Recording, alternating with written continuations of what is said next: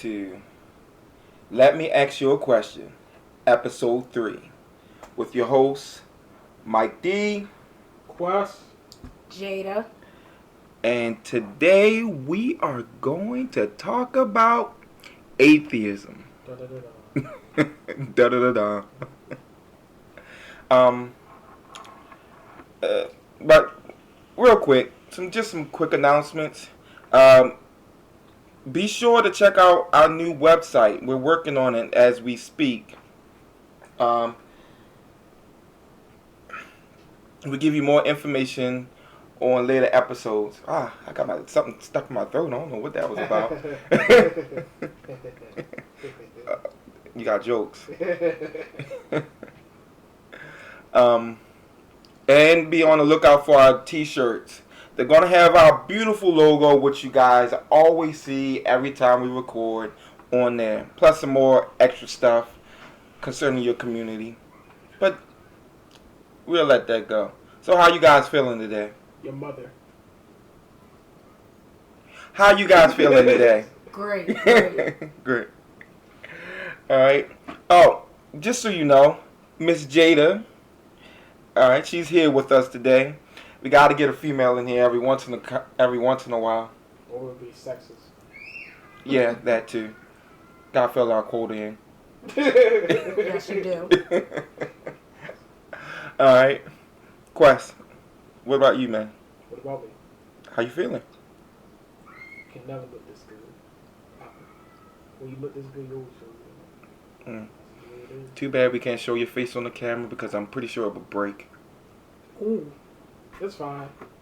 We'll edit your voice out. It scares little children. Alright. So let's get down to brass tacks. First things first. Alright, we have to know what atheism is. Alright? So, definition of atheist is a disbelief in gods or denial of gods. It is the lack of belief in gods. Older dictionaries define atheism as a belief that there is no God. So to sum it up, atheist is the belief that there is no deities. There you go. For those who don't know what deities are, higher beings, gods, etc. People who control the universe. Just anything supernatural. There we go. Sums it up. FYI, Mike D is an atheist. We're going to hell. FYI, Jada is not atheist. I believe in the Force. I'm a Yeah. Jedi. You smoke too much. I don't smoke anymore, sir. Anymore. Cigarettes are bad for you. Mm-mm. Well, so in a lot of cases, people automatically assume that being an atheist means that you're hellbound or you're of the devil. As an atheist, I don't believe in any of that. Devil doesn't exist. Hell doesn't exist. None of that. I'm not an evil person. I don't go out of my way to hurt people. Quite the opposite, in fact. I do everything in my power to help people. In need, if you need something, just ask. Pretty much, if I can give it to you, I'll give it to you. How you feel about that, Miss Jada?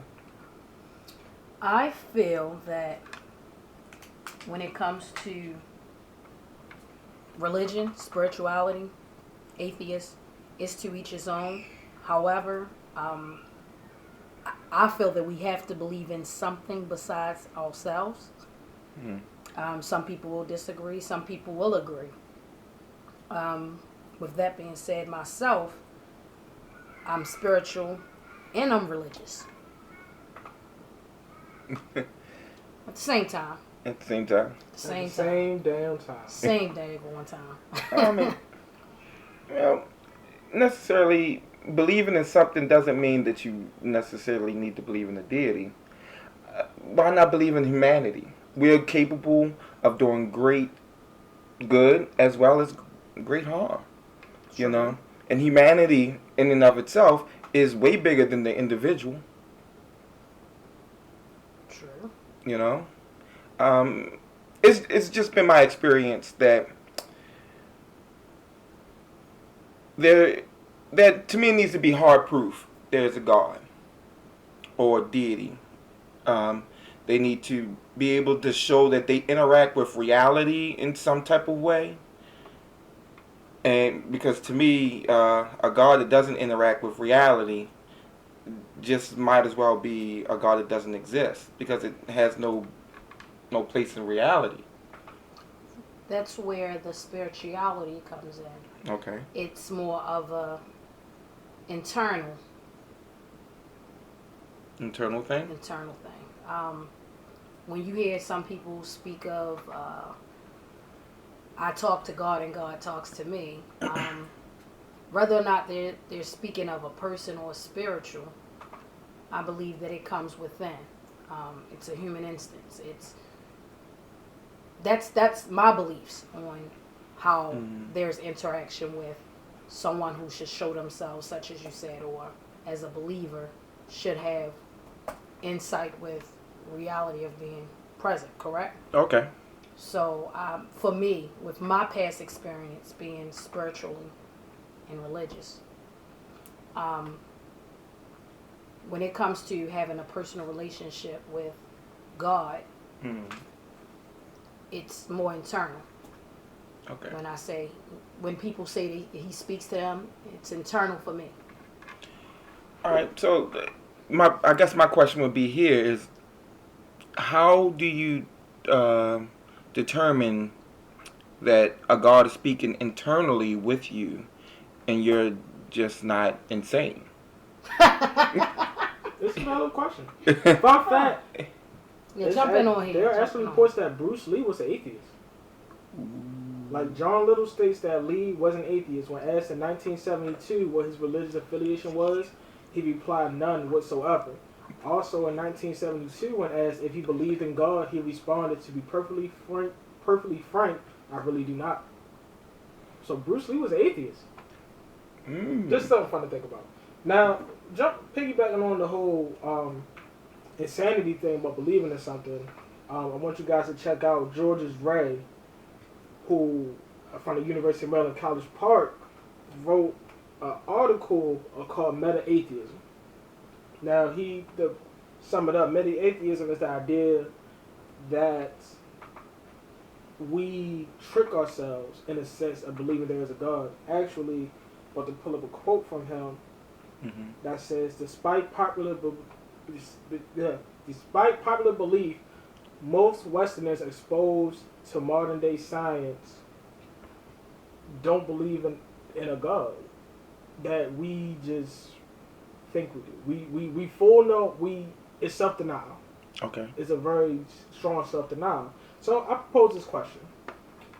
I'm thinking of someone who watches you 24/7 and rewards you at the end of a time period.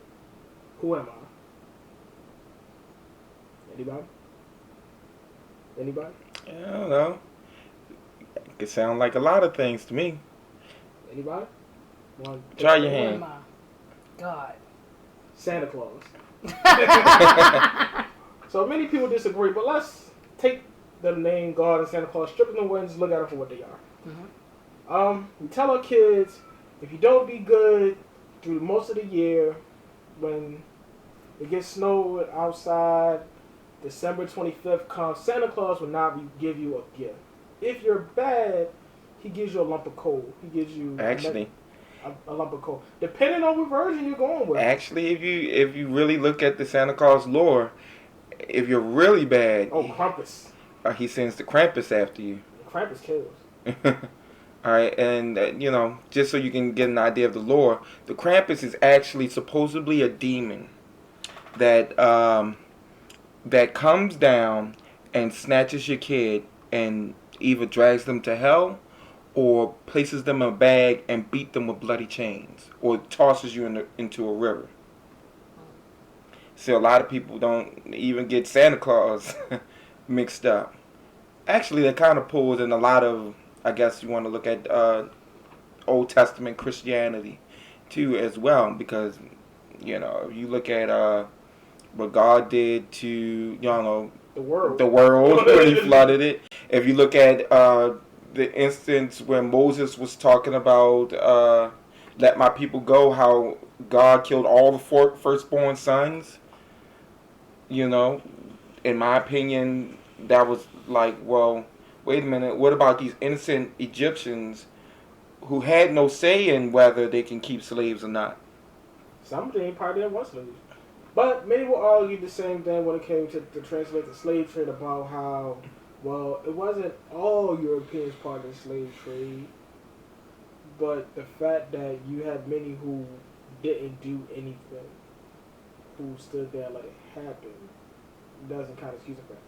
But that still doesn't change the fact that you had an immortal being who knew everything that could have prevented this whole situation and decided to let it go on.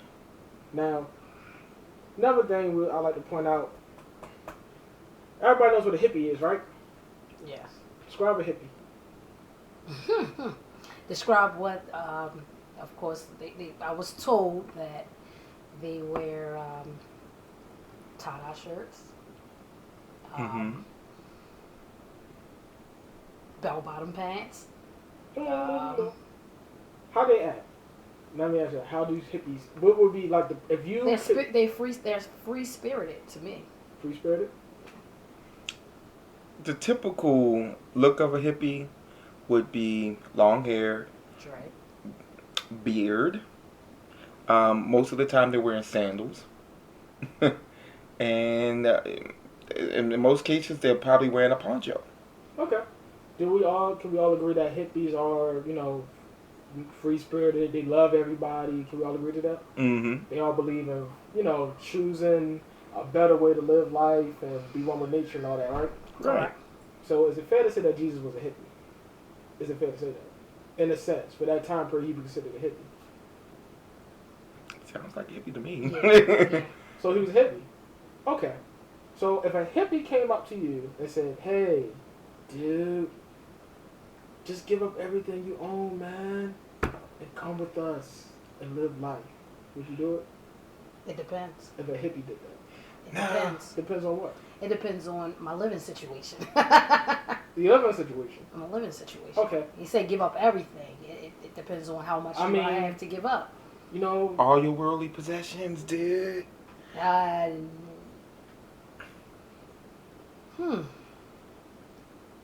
depends. It depends. Depends. So if Jesus came and said to you, dude. give up your worldly possessions, would you do it? It depends. Okay, that's a fair answer. But the point is, I'm trying to make what's the difference between Jesus and a hippie. Ain't too much. To reiterate on when you just asked me the question as far as if Jesus came and asked me to give up everything. The reason why I said it depends, it's because me personally, the best of both worlds. Okay. And what I mean by that is, religious beliefs speak on things that you should and should not do, as far as fornicate, as far as drinking to get drunk.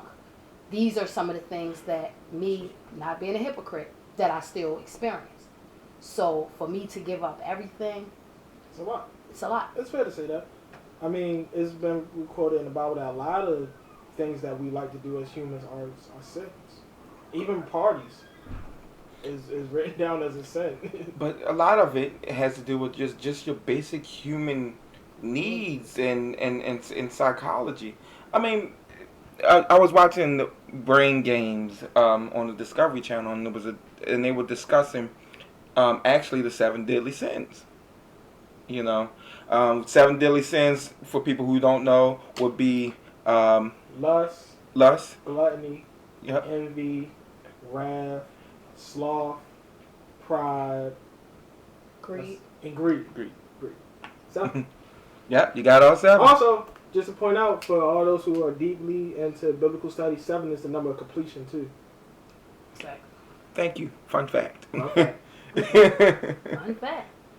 Okay. But they also show that how these sins are actually essential for you to live. Think about pride for instance.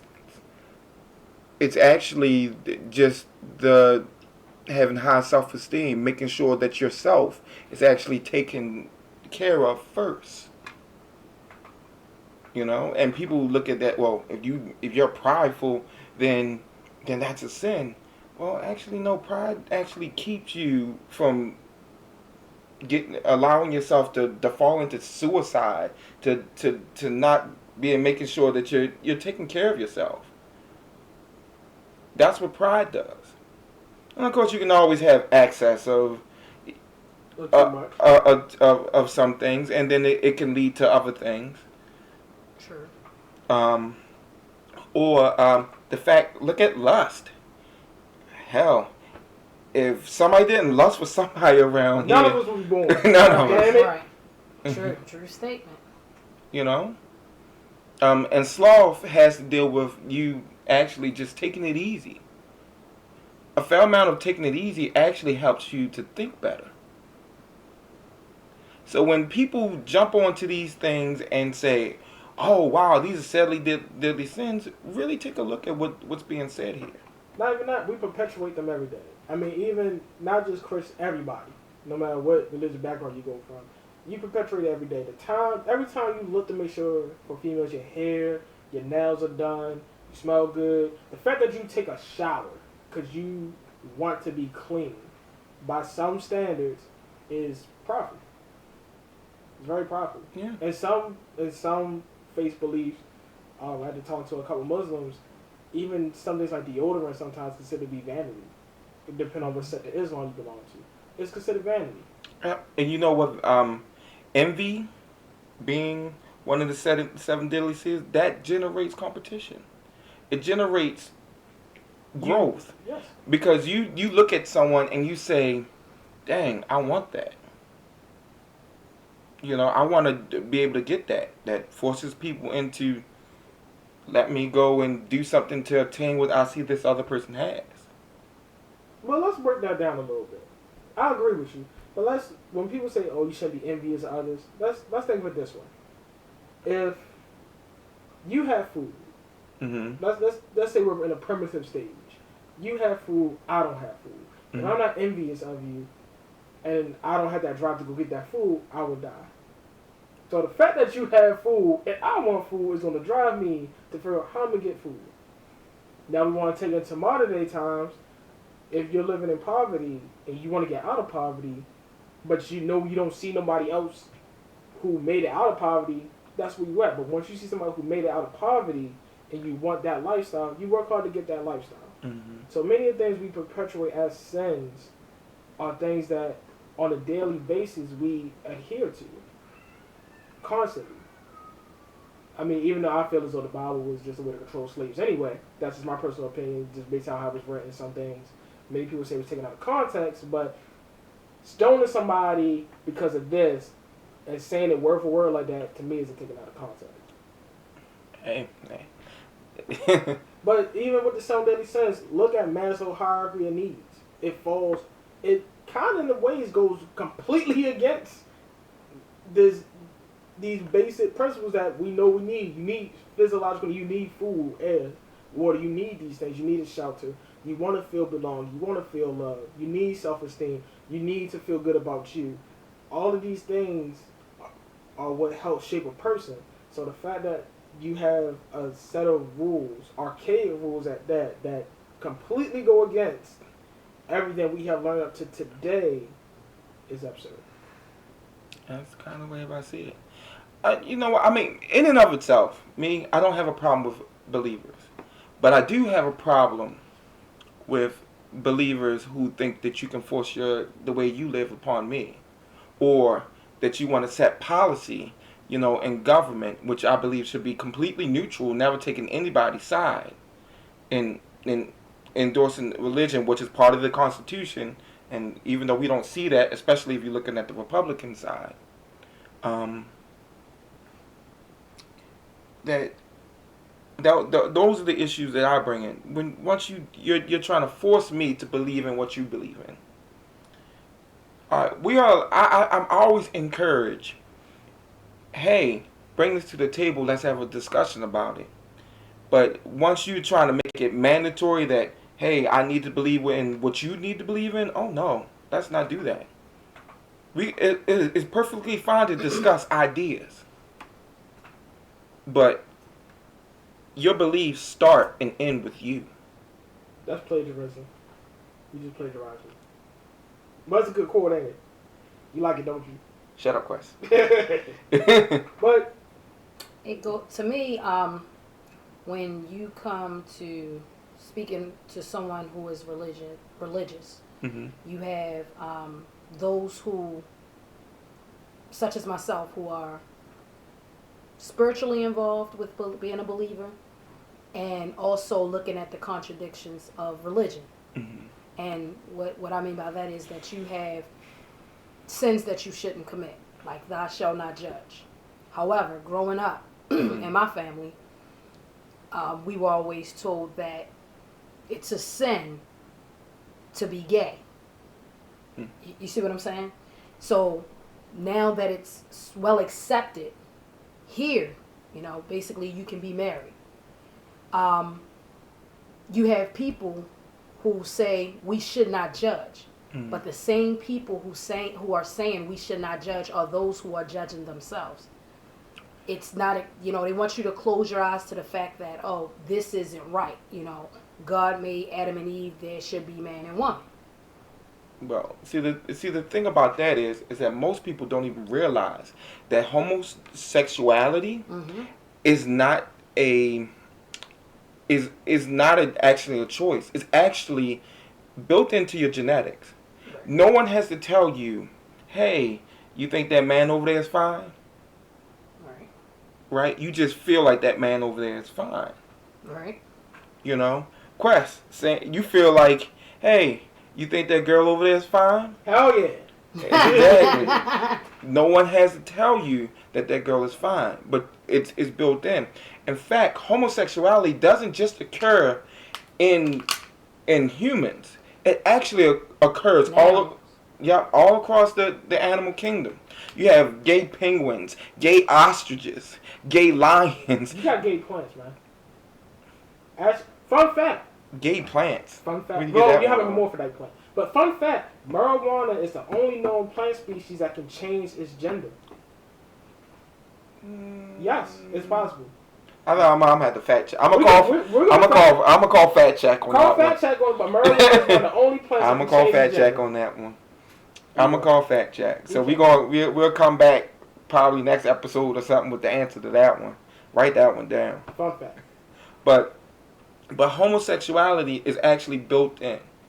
So it's hard for me to deal with when someone says God didn't okay homosexuality, but it's actually built into people's genetic code.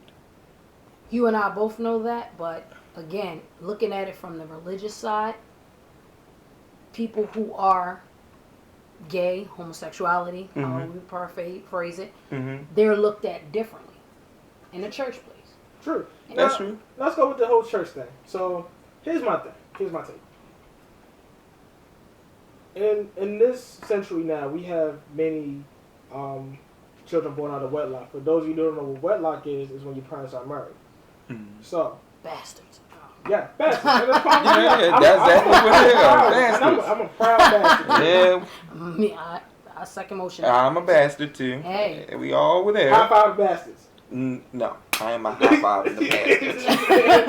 But no. So here's my take. I remember I went to a christening. For most of you know what christening is. I went to a christening. Mind you, the kid was not. His parents weren't married. So I seen all this great. Oh, we're gonna get a child back to God and all these great things. And I'm just looking there like, huh? Because in Deuteronomy 23, verse 1, I believe it says, "A bastard will not enter the gates of heaven, not even for 10 generations." That's right. Ominous silence. But so it dawns on me to question this: how you okay one sin, but you want to shun another, and throughout religion and throughout Christianity's history, we have seen how when the society changed, certain quote-unquote sins became accepted as the norm. So it's fair to say that in a given 10, 20, 30 years, gay marriage is going to be accepted, and it's going to be accepted. I mean, if pastors who cheat on their wives is accepted, I feel as though two gay people want to get married. I don't think that's accepted. I don't think it's accepted. No, hear me out. It's accepted to a degree. It is accepted. It's because there's always going to be the excuses, well, he's man. He was fallible. Man first. Yeah. He was man first. He's fallible. Which I think is utter bullshit. Just me personally. Look, if you take up a mantle to do something and you can't hold the values and the principles that go along with it, step down. Now, just piggybacking from a good book I read, which was the Satanic Bible written by Anton LaVey. Yeah, that's right. I said it. I committed the ultimate taboo amongst black people. I read the Satanic Bible.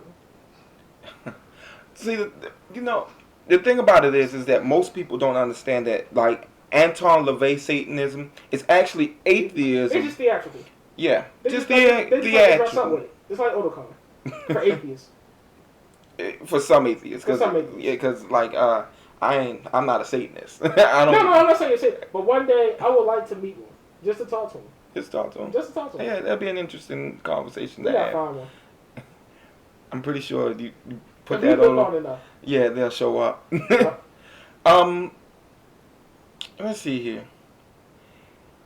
Okay, how do you deal with this though? Like in Isaiah, it talks about how God actually created evil. I'm not sure of the verse. We'll look it up. Yeah, See, but I know. Like that, don't you? We look up all the facts on the spot. But I'm paraphrasing. It said, "I, the Lord thy God, created evil. I create the light and the darkness." Something like that, to that effect. And a lot of people will be like, "Well, God can't do no evil, but He created evil. If He created everything, then He created evil. He created all the suffering and everything to go along with that." So the NIV, which is the New International Version, says, "I form the light and create darkness. I bring prosperity and create disaster. I, the Lord, do all these things." Isaiah 45, verse 7. For all of those who don't like the translations and want to read the King James, I form the light and create darkness. I make peace and create evil. I, the Lord, do all these things.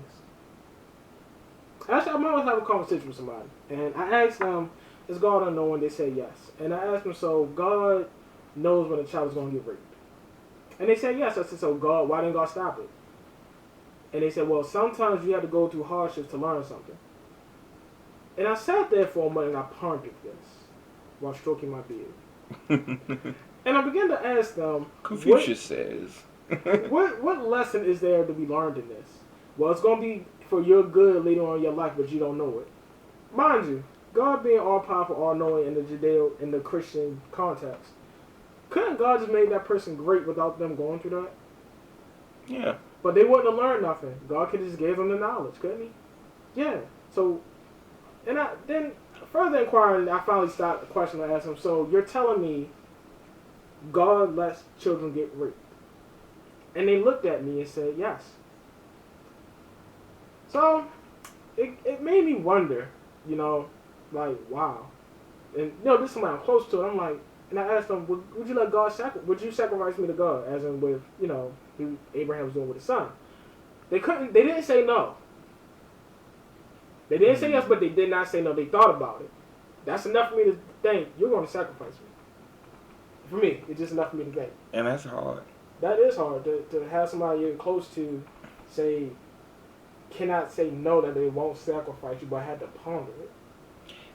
My whole opinion is that if you have an all-knowing God, an all-powerful God, why all of a sudden that we have to jump through these hoops? And really just thinking about it, the whole world is supposedly going to hell based off Eve biting the fruit and giving it to Adam. Why couldn't God just give him a mulligan? Well, yeah. He's all powerful. He could rewind time and just say, "My bad, you made a mistake. All right, let me just." How about smack him on the hand? Don't you do that no more. Would you do that to kids? Exactly. Concerning that Adam and Eve were at the time and at the time kids. Well, most people say, well, they were grown men, but here's the thing: they were just only a couple days old. Yeah. So And the serpent came in. he's had a silver tongue. He had game. I mean, He had game. like I'm just saying, like if you never, and then on top of that, it's all kind of crazy to me. How can you know right from wrong when you have no concept of good and evil? You teach your child good and evil. You know, you teach them these things, and therefore you teach, and they learn through consequences. You know. Same thing with life lessons. Exactly. So the thing about it is, you don't just go, well, he did something evil, like, I don't know, took a cookie and ate it, and say, time for me to chop off your hands.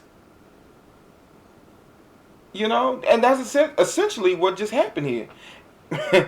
God told him not to do something. Again, no knowledge of good and evil, so there was indifference on how to even recognize going against God in the first place was going to be a bad thing or a good thing. And then once they did it, you were like, all you motherfuckers and all your kids are going to pay for it too. So I'm like, how am I even giving a chance? Because if you ask me, and if I was there, and Adam was over, and Adam was about to take a bite of that, I'm like, what you doing, Adam? What you doing? Oh, I'm about to take a bite. Put that down. Well, with that being said, do you believe in generational curses? No. By general curse, you mean like God punishing you generation? Yes, just pretty much just what he said. You know, growing up in church, I heard these things, and I really sat down for one day and I read the Bible. I sat down. I was like, I'm gonna sit down and read this. And when it came to slavery, and from that point on, it changed things for me. Like the whole idea that you're gonna be, and I heard this from somebody's mouth, or somebody close to me has said that the reason for slavery was because we disobeyed God. That, you know, in the Bible, and I can tell where they were taking this from, I found a verse. I put the verse on here that when it was around the time when Moses got the 10 Commandments and they were worshiping idol statues of God. So I'm gonna send people from a foreign land to come enslave you and do all these things to you and all this. So that's supposed to be slavery when Europeans came over and blah blah blah. So my thing is this. Here's my take. If that's what happened, hypothetically, let's go with this theory. That's what happened. So because God was so angry and envious, was one of his which was one of the 7 deadly sins, right? Some things that he said it's in the first commandment, thou shalt have no other God but me. For I am a jealous God. Yeah, well, we actually know that the Bible can be a little bit of contradictory. And we agree. In the same token, right? Yeah. But here's the problem I have, especially with us as African Americans, is we believe this shit. Yes, I said shit. I don't care, because fun fact, Judaism, Islam, and Christianity all come from Abraham. Bet many of you didn't know that. Mm-hmm. So really, all this is just a bunch of sibling rivalry. Mm-hmm. All fighting for daddy's attention. But moving on from that, I just found it odd, and I was in class one day, and we were giving a speech, and I asked this lady. She asked, "What do you believe?" And we were talking with this, and I asked her. To me, it's not possible that a slave and a slave owner can worship the same God. It'll be a conflict of interest. I just can't see that happening. I really can't. I can't pray. One person can't pray for freedom, the other one pray for domination, and God's going to answer both prayers. God has to pick a side on that. If he is a just God, he would have to pick a side. But, you know, since God did condone slavery, but the whole Jesus thing in itself, as far as Christianity goes, it's, you know, Jesus was white and all that. It's most of the time, and the Bible does say this, I created you in my image. So it's fair to say that if you are a different complexion than me, a different ethnicity, you're going to look as God as how you look. It's fair to say that, right? And so the whole idea that we as a community believe in a white Jesus. I remember my cousin, her mom, she cussed them out because they bought a picture of a black Jesus in her house. She was furious. Hell did not have fury like this moment. She was furious, and it made me think like, wow, that's sad. That's truly sad that, you know, through the teachings of this, that you have people who hate themselves and don't even know it. You know what? How about this? This is a kicker for you. By me choosing to be an atheist, most black people would jump on me and say I'm giving up my black card. And that is true. It's like the black community exiles you. Yeah, they really do. If you say I don't believe in the religion, I'm not Christian. I'm not a Muslim. No, Muslim Christian. I mean, Muslims get exiled too. They get exiled. Yeah, no, Muslims really don't get exiled. Well, they don't get exiled like not like atheists, but when black people see a Muslim, it's kind of once you give up a belief in a deity, you're not black anymore. You're not black no more. That's how we do, and then you just lose. You tend to even lose like that big community hub because everything happens at the church. You have all your connects. They come to church, they get together, they talk business after church. The service afterwards, when everyone has food and fellowship afterwards. You're supposedly not included in that once you became an atheist. And then in some people's eyes is how dare you become an atheist? How dare you become an atheist? I'm sorry. I'm going to hell with you. I'm a bastard. So we going to hell together, right? Yeah, I got that. Okay. We're going to take it over. But anyway. But moving on to that, and you make a valid point. I mean, speaking of... Oh, go ahead. No. Well, speaking on churches. Mm-hmm. Speaking on churches. The fact that you have a big-ass church on Monroe Street. Oh, man. Which is surrounded by an impoverished area, boarded up homes, drug dealers, homeless. It's appalling. It truly is appalling. And the whole community, then, like you were saying, the thing about Jesus didn't deny anybody. Jesus hung out with prostitutes, the disease, the people that we would consider to be, what's the word I'm looking for? The lowest caste society, the regions of society, the undesirables. He hung out with these people happily. So the fact that when we as a community exile people for believing something different than us just because of that in itself is stupid. It's utterly stupid. And speaking on that, during the Freddie Gray situation, Jamal Brown was on the World Channel, and I found it. Oh. That's my face. I'm going this way. Jamal Brown was on the World Channel, and he was being questioned by somebody else on the World Channel for walking with Louis Farrakhan and saying that you felt as though you couldn't come to us and what have you. Now, don't get me wrong. This is the one time I kind of respected the man. Not because he's a man, but I just don't have a thing for pastors. I really do. I have a deep disdain for some pastors. And I found it funny that, we will not come together for the sake of on a common issue. We can't come together on that because you believe in Allah, I believe in Jesus, which is utterly stupid because when the police pull you over or these people come down, it wasn't because they were Muslim, Christian, atheist, Buddhist, Hindu, it was because of the color of their skin. So the fact that religion in itself, just this one demographic has divided them up so much and we just ignore it. It's like a cancer that we see there, but we've been so trained to ignore it. I think that people want to use religion as a tool, really, some people, it's supposed to be to bring people together. And that's fine. I think that was supposed to be one of the things that we can bring people together, but I think other people use it as a divisive tool. And I agree. But now, when it comes to that, and I totally agree. I mean, we should all be able to come together and talk about an issue and agree to disagree of whether we come to terms, but the bottom line doesn't change the fact that you're a human, I'm a human. We share this planet together. You are my neighbor. I treat you as I want to treat myself. Because we all have to share this little blue marble. We all have to share it. and by me harming you, I do harm to myself in general, only because as we're a species, we need to thrive. So in itself, religion, I see that it's just something that has damaged just the human species as a whole. It created so much confusion, so much death, murder, rape has been used as a tool to promote religion or justify by religion is appalling. It is. And I believe in the force. You believe in the force? Look, I don't care what you say. It works. But it works. you know what? You're hard pressed to find someone, actually, who has said, "I am killed in the name of atheism." Like seriously, if you can think of a guy, we'll pull him up.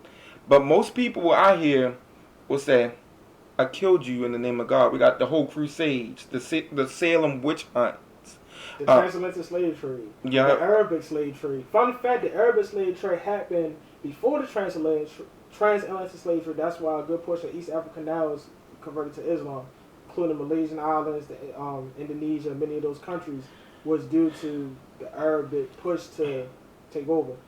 I actually had a friend of mine, Dominican. I had a friend of mine, and me and him were talking. He's a Muslim. We were talking. Mm-hmm. And he said that, I can't remember the name, I can't remember the exact term, but he told me there are three, when somebody in the name of Islam comes to you to another land, there you have three options. You become one, you pay taxes, or you fight. Or we want to fight. Now, before you take this out of context and jump on the Fox News with all that bullshit, that doesn't speak for all. That does not speak for all Muslims or followers of Islam. There are over 60 to 74 different sects or denominations of Islam. The moment I hear you try to do it, I will burn into you on how many times Christianity has done it. How about it's 40,000 denominations of Christianity? How about most people don't even know the difference between a Catholic and a Protestant? Yeah, but and then some people don't even include Catholic as being Christian. But a Christian is defined as someone who follows Jesus' teachings. And Catholics were the first ones. Yep. Boom. But I mean, I say this, that when it comes down to it, really atheist is the default position. Atheism for me,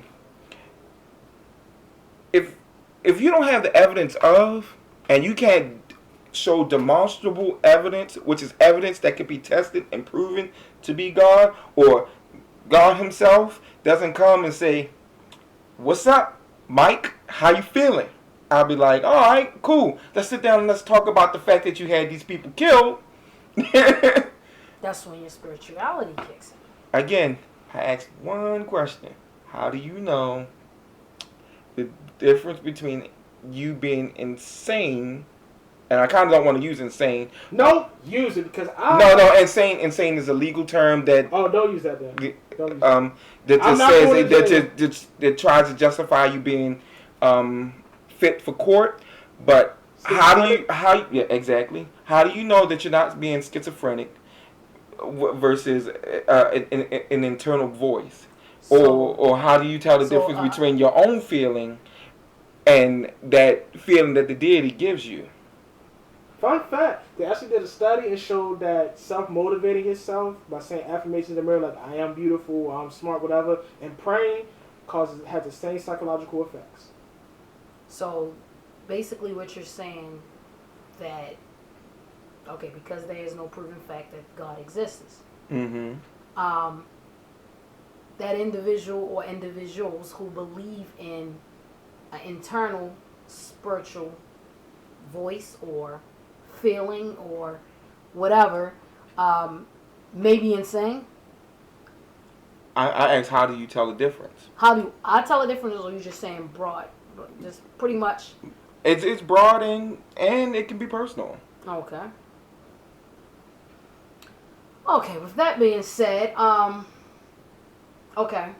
For an instance, right now, I've been praying mm-hmm. and asking for direction mm-hmm. in the avenue of which career move should I make. Okay? Mm-hmm. So, then write down the goals, execute them. If I'm left blank, I'll kind of talk to the internal voice, which I guess is what you say it was schizophrenia.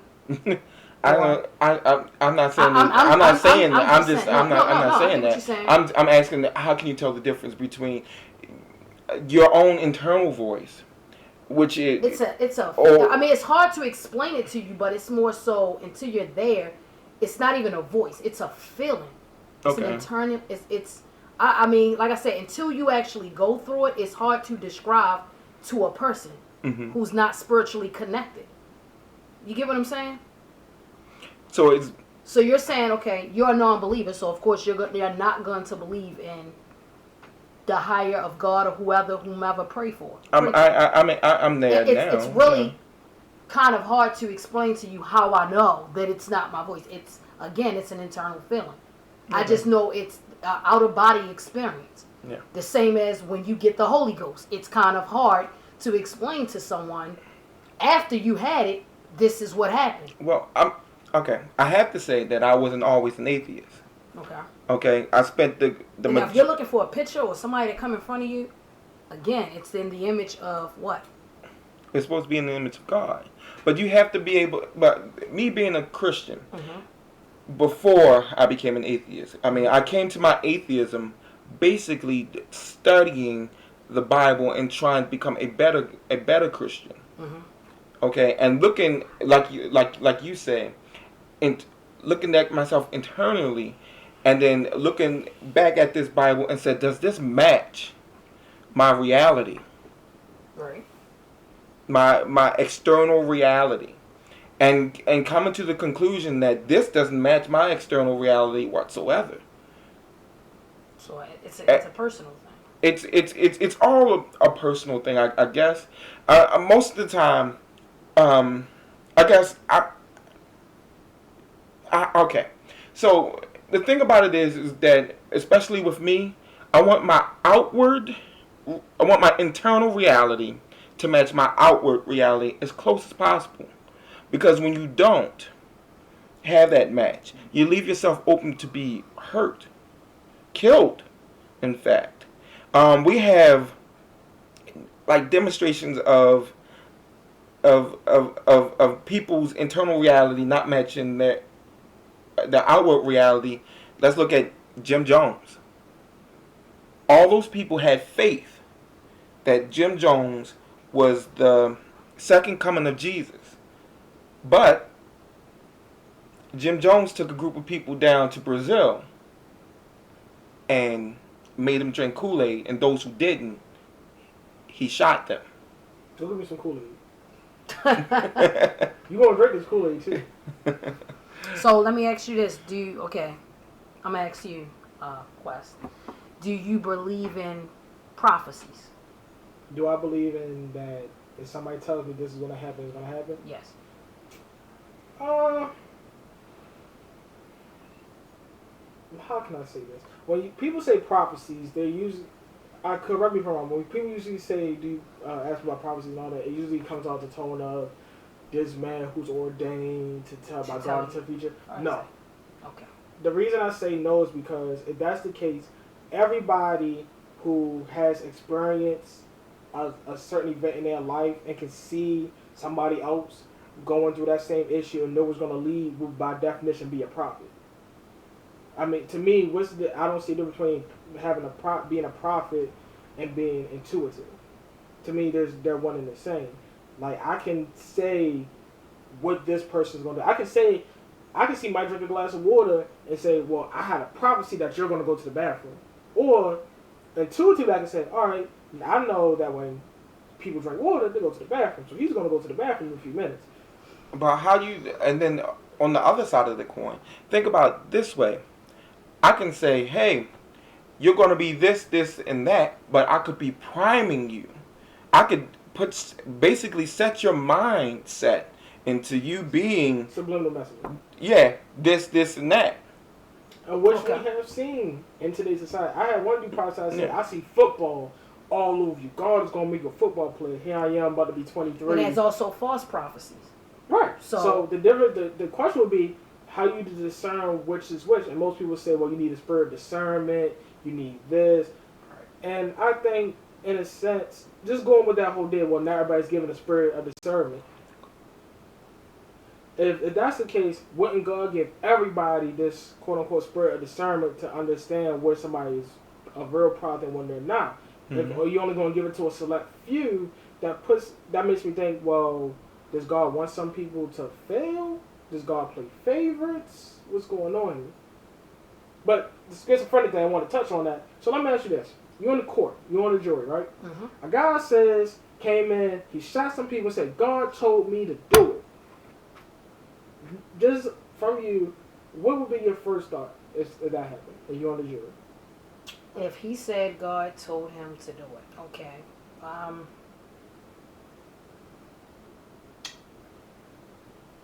Basically, I mean, God may have told him to do it. I mean, are you saying should I convict him or have any type of ill feelings towards him? No, I'm just saying in general. What would be the first thought going in your mind? God told him to do it. Okay. Not that he's insane, because average person will be like, God ain't telling him to do that because God would never tell you to do that. And that's true, and that's a fair statement. Now, is it fair to say that if we took the majority and asked them this, they would say he's insane. He's insane, right? Yep. Or he's on drugs. Yep. It's fair to say that, right? Right. So, is it possible that people we say are schizophrenic, who say they're seeing things or hearing voices, is it possible that they could be telling the truth? Yes. It's possible. My dad actually was a schizophrenic, so yes. It's possible. So my question would be, again, if a guy told you to both that he was running and he saw a ghost. He saw a ghost. I saw a ghost right there behind you. Would you believe it? No. Would you? I would. You would. I would. The average person, would you say, would the average person believe that? Just the everyday person. Wait a minute. Well, because that's hard to say because it depends upon the culture that you're No, brought I'm up just in. saying, and as far as American culture as of today, if we, just your hypothesis, it doesn't have to be right, in your opinion. In American culture? Yes. Probably not. Is it you? Probably not. Probably not. Okay. So, the question still boils down again, so like we said, when is it really a voice or is it just schizophrenic? Because really we pick and choose the context and when we want to use these words. Mm-hmm. We really do. If somebody right down the street saying something's chasing me, most people, in my opinion, would think something's wrong with that guy. From the things I've seen. But when we go to church and we see somebody falling down, jumping, hooting and hollering, we fall into this thing like something's really touching them, but we see it on the street because we assume they're crazy or they're mentally disabled. So my thing is, why don't we hold both to the same standards? That was episode 3, atheism. There will be a part 2 to this episode because we really didn't say everything that we wanted to say here. You can catch the show at facebook.com/AskLearnQuestion. Our Twitter page is Twitter at AskLearnQuestion. And our YouTube page is, again, Let Me Ask You a Question. Search channels. It'll be at the top of it. Thanks for listening. Catch you guys later.